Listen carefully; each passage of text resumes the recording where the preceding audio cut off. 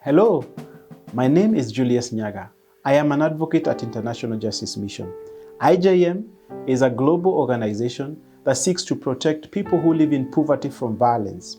We partner with government actors to ensure that we combat everyday violence.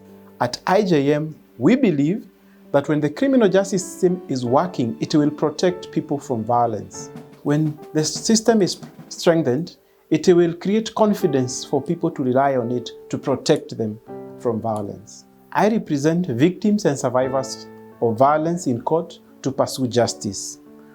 We pursue both criminal accountability against the perpetrators and compensation for the victims. Some of the cases that I have handled at IJM are cases of people who have experienced torture. In 2017, Kenya enacted a law against torture, which is called the Prevention of Torture Act, or commonly referred to as POTA.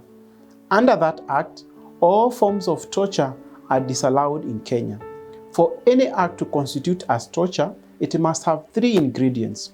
One, where there is intense pain or suffering inflicted, which can be either physical or mental. Two, where the pain inflicted is intentional. And three, where the pain is inflicted either by state agents or at the request or on behalf of state agents. Under the Act, a person convicted of torture can be sentenced for up to 25 years in prison. There can be no justification whatsoever for torture. Even in a state of emergency, the Act outlaws any form of torture, and any evidence obtained through torture is inadmissible in a court of law.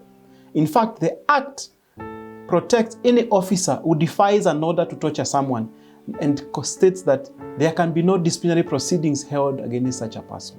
Some of the concerns raised by stakeholders on the implementation of the POTA Act include the need to develop guidelines to provide for the rehabilitation of the victims and survivors of torture, the need to train criminal justice actors on torture, and the establishment of an oversight body over the Kenya Wildlife Service and the Kenya Forest Service.